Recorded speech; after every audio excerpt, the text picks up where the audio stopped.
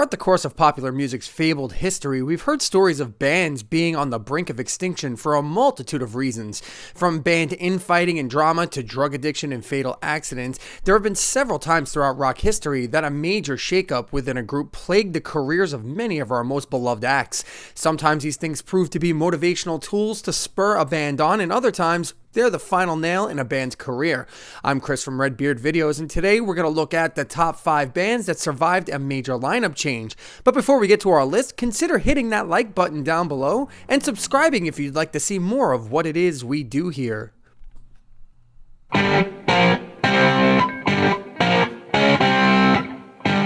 Where do you even begin with Deep Purple? Well, let's start with the fact that Deep Purple is largely regarded as one of the founding bands of heavy metal and certainly prog metal. They are labeled as part of the unholy trinity of British hard rock and heavy metal of the mid-70s, along with Led Zeppelin and Black Sabbath, and with over 100 million albums sold worldwide and an induction into the Rock and Roll Hall of Fame, Deep Purple is easily one of the most respected bands in the history of rock.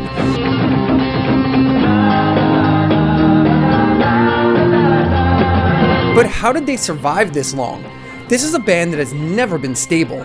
They have had so many lineup changes that they started naming them Mark I, Mark II, Mark V, Mark VII. They even took an 8-year hiatus in the process of all of this. I've my reasons. It started to snow in the middle of These lineup changes, they weren't ones you would just not notice either. From Mark I to Mark II, not only was there a change at the lead singer position with Ian Gillan taking over for the departed Rod Evans, who supposedly met a girl in Hollywood and just wanted to live in America, but there was a change in the overall sound of the band as Ritchie Blackmore had decided it was time to do a more heavier rock sound as opposed to the more orchestral stuff they had been doing. nobody gonna take my car. I'm gonna race it through the crowd. Nobody gonna take my car. I'm gonna break the speed sound. This was the sound Deep Purple would become known for, as the Mark II era is where Deep Purple found the commercial success that sent them on their way.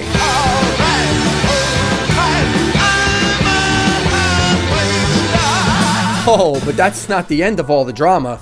Tensions within the band, specifically between Ritchie Blackmore and Ian Gillan, coupled with pressure from the label, forced Ian Gillan out. So after Deep Purple survives one major upheaval at a prime spot in the lineup, they have another with the departure of their revered frontman Ian Gillan and bassist Roger Glover. They replace them with Glenn Hughes on bass and a then unknown vocalist by the name of David Coverdale.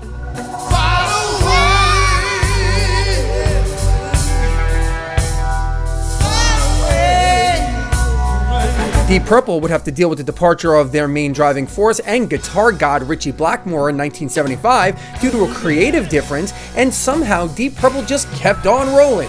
Tommy Bolin replaced Blackmore, but after one album, Deep Purple had called it quits for good in 1976. But wait!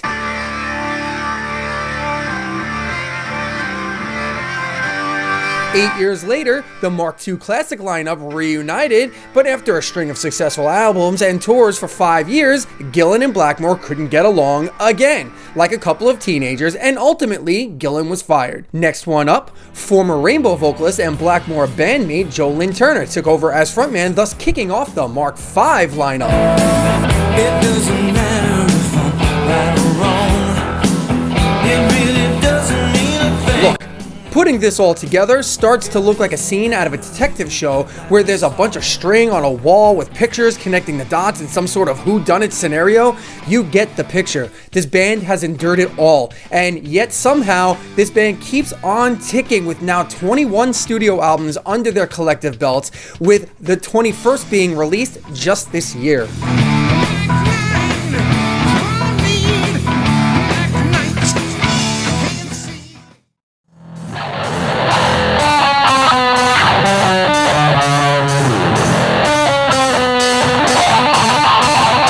Okay, so there's a very obvious one here and a less obvious one here because one of these musicians is super famous and the other one may not be as famous.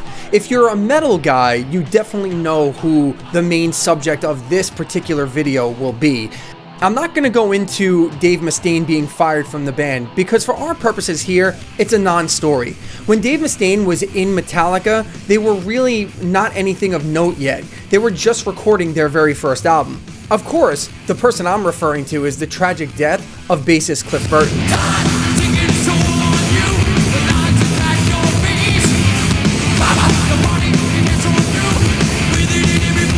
Now, I don't mean to put down any specific instruments, musicians, or people in any way here, but normally, if you lose a bass player from a band, it's not a death blow loss to a band usually. Unless your name is Geddy Lee or Les Claypool, and those guys are lead singers as well, to most fan bases, bassists are generally replaceable. Sorry, it's just a fact. But this one was different for a multitude of reasons. First off, the way it happened. It's one thing to lose a friend in a tragic way, but to have it happen in front of you in a traumatic bus accident, not only do you have to face the loss of a friend, but you might be forever haunted with the idea that it could have been you, and then why wasn't it you? It took days and weeks to be able to just understand that had gone down. You know, it's one of those things you relive over and over. You think so much about, and you try and change it in your mind. Secondly, these guys were brothers at arms. They fought musical wars together to get where they were, and they were finally breaking through with Master of Puppets reaching number 29 on the American Billboard charts and supporting a major tour in Europe. They were doing things no band of their kind in the thrash metal scene had ever done, and now it appeared that it was just all gone. I felt like an orphan, you know? It felt like I had lost, an older brother. Any band would have crumbled, folded up their tents, and just went home.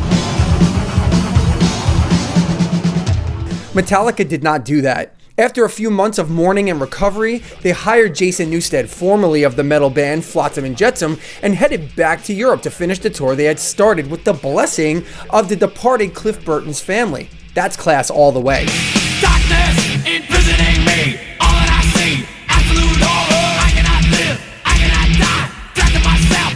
Metallica has gone on to heights they probably couldn't even have dreamed of in 1986, with 9 Grammys to their credit, over 125 million albums sold worldwide, and being widely credited as one of the premier metal bands of all time, if not the premier metal band of all time.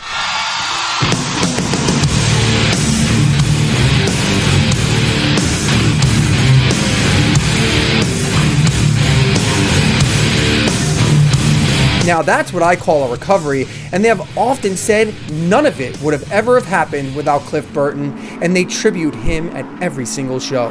Rest in peace, Cliff Burton.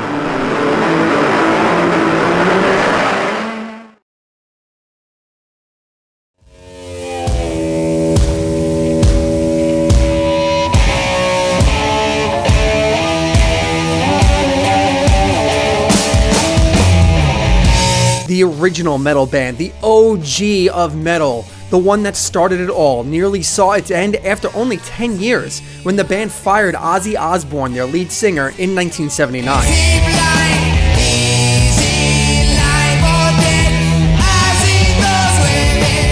Now Sabbath, a lot like our number 5 band, Deep Purple, on this list, have seen their fair share of lineup changes at all spots with the exception of guitar god and riffmaster Tony Iommi. And like Deep Purple, the name Ian Gillan actually shows up in their lineup at least once as well. But we're not going to get into all of that. Gathered in their masses, just like witches at black masses. The one change everyone remembers in the history of metal and shook the whole thing up was when Ronnie James Dio replaced Ozzy Osbourne in 1979. Sing me a song, you're a savior. Do me wrong, you're a bringer of evil. Dio, a small-framed man with a gigantic voice, joined after very good success of his own with Ritchie Blackmore's prog rock band Rainbow, and changed the sound of the well-established Sabbath. Hey, here it comes again. I can't remember when we came so close too long before. According to Tony Iommi, Dio changed the whole game for Sabbath, from his vocal style to his approach as a writer and a performer. In the misty morning, on the edge of time, we've lost the rising sun, the fine sun. Heaven and Hell, Dio's first album with the band, is regarded as one of the very best in the Sabbath catalog and revitalized their careers with their best chart showing in both the UK and the US for over 5 years.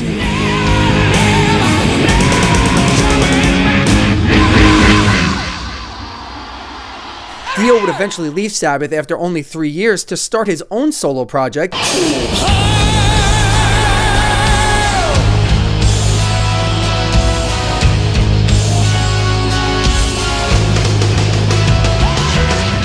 but would return in the early 90s for a bit, recording Dehumanizer in 1992, and then he would eventually end his career with Sabbath in the late 2000s under the name Heaven and Hell due to a legal battle between Tony Iommi and Ozzy Osbourne over the Black Sabbath name.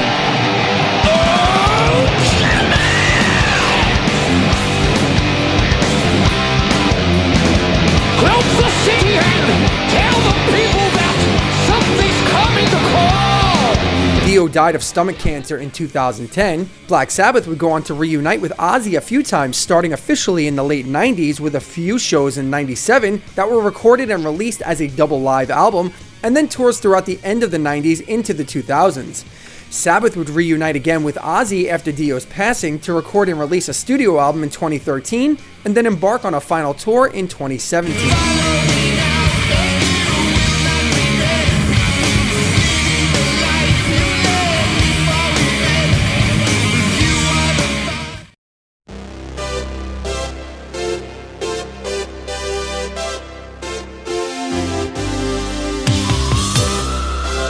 So, it's 1984, you just got finished touring on your biggest album ever, and no matter where you go, you hear yourself either on the radio or on the TV. So what do? You fire your lead singer, of course. Or he quits. Or, well, depending on who you ask, will determine which version you get. I shed a tear and said, just like any band, we're having a career difference here. We're having a musical difference. And we're going to go our own ways. And we cried and we hugged and he split. And 2 weeks later, I'm reading in Rolling Stone what an asshole I am. And how poor little Eddie was forced to spend the last 12 years of his life living a lie. It's like a f***ing National Enquirer or something. It wasn't the creative part of working with him. I think we made some great music together. And it was just living with the guy. He treated everybody like a little lower than him, including us in the band. And, you know, that's not the way a band works. The bottom line is, at the absolute pinnacle of Van Halen's success at that time, their frontman and mouthpiece David Lee Roth was no longer in the band and out there releasing his own music, unbeknownst to you. Well, these girls are hip. I really dig those styles they wear. That is not normally a formula for success. That is, of course, unless you are a guitar god by the name of Edward Van Halen.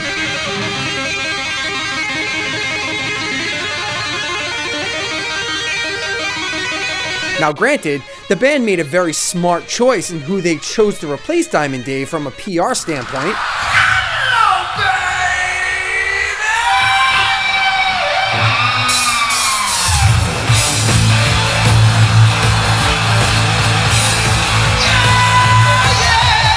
Sammy Hagar came into the band with his own following from years with the band Montrose and a successful solo career of his own, but from a vocal and performing standpoint, the jury would very much be out on this choice. This world had this secret, they don't understand how it can be.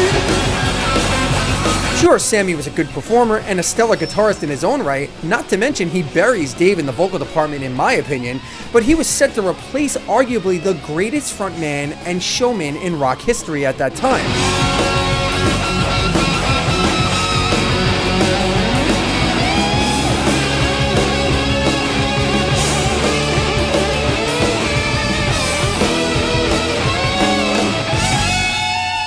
So what happened? 5150 happened.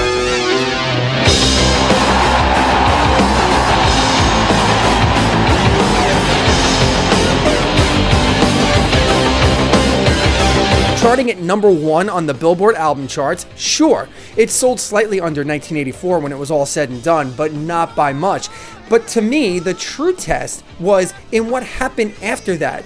See, both David Lee Roth's early solo success and 5150's success could easily be attributed to the let's see what happens factor and the war of words that was playing out in the press between Edward Van Halen and Diamond Dave. So I stayed quiet for 6 months, 7 months, and I'm just reading diatribe after harangue, after this, after that, again and again and again. And I said, we have to have a comparison, then fine, I eat you for breakfast, pal. I eat you and smile. It's gonna go back and forth, and it reads like wrestling, man. It reads like Hulk Hogan, and it's colorful. And hey, I'll read this stuff, it's colorful. Sammy Hagar, on the other hand, is upset with me because he knows I'm better than he is.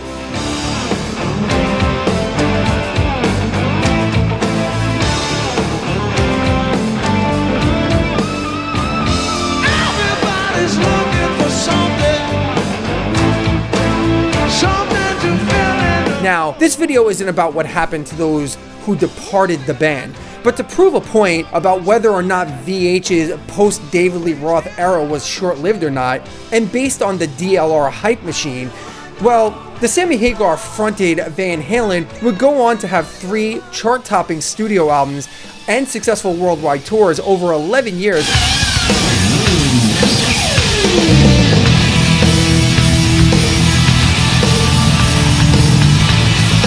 While Dave, well, not so much. He did okay, but not nearly as well as the situation he left. Now, I will say, Eddie Van Halen tried this trick one more time when Sammy was dusted in 1996 and replaced by Extreme lead vocalist Gary Cherone.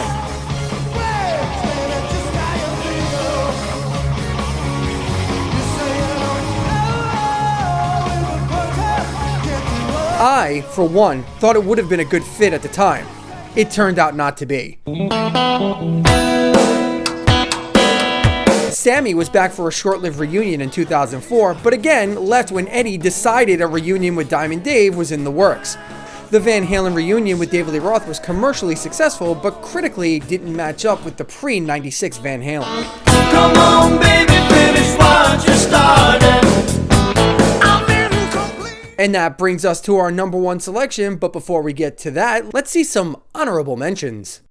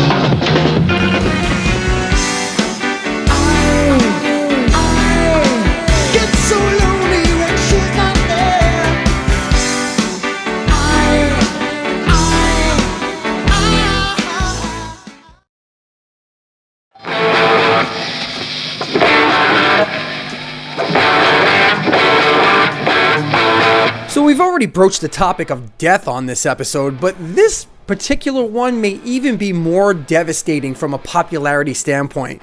At the time of lead vocalist and frontman Bon Scott's death from alcohol poisoning, AC/DC was well on their way to becoming the premier rock band of the day. The band's 6th album, Highway to Hell, peaked at number 17 in the US and gave every rock fan in the world an anthem that still gets everyone going 40 plus years later.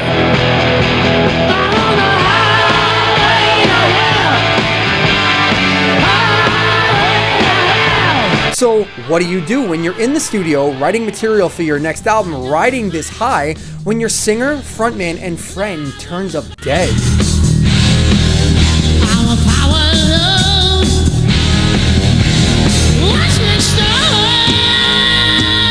AC/DC very seriously considered quitting, and it was Bon Scott's parents who insisted that they carry on.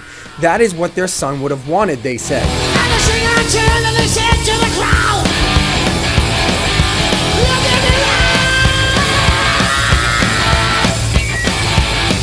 But what about a replacement?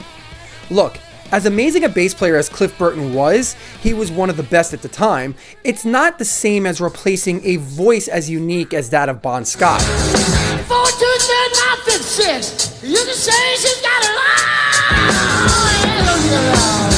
Malcolm and Angus Young, co-founders of AC/DC, had decided that they didn't want a singer who was going to try and imitate Bon Scott, rather have them be completely different.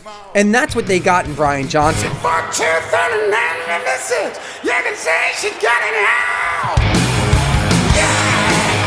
What happened from there was pure rock and roll folklore as Back in Black emerged, and to this day is amongst the greatest rock albums of all time.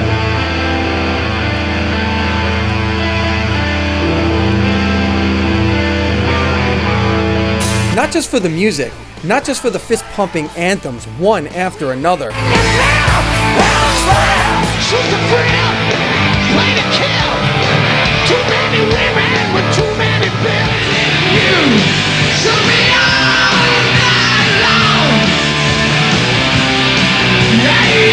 But for what it meant to the band and their fans, as a person who lives and breathes this stuff, I can understand what it might be like if my favorite singer died at the height of their popularity and career. It could be demoralizing. AC/DC's remarkable career post Bon Scott is a testament to how music can carry on, as they are still relevant to this day, and every time you hear Dirty Deeds or Highway to Hell, we're reminded of the one that started it all.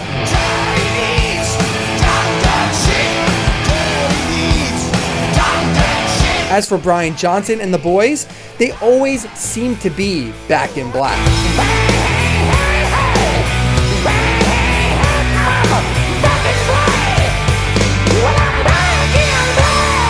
And that's our list. Hit the like button, hit the subscribe button, leave a comment below if you disagree or agree with our list, or if we forgot someone or you think someone should have been on the list. And follow us on the social media pages on Facebook, Redbeard Videos, or at VideosBeard on Twitter. Thank you so much for watching, and we'll see you next time.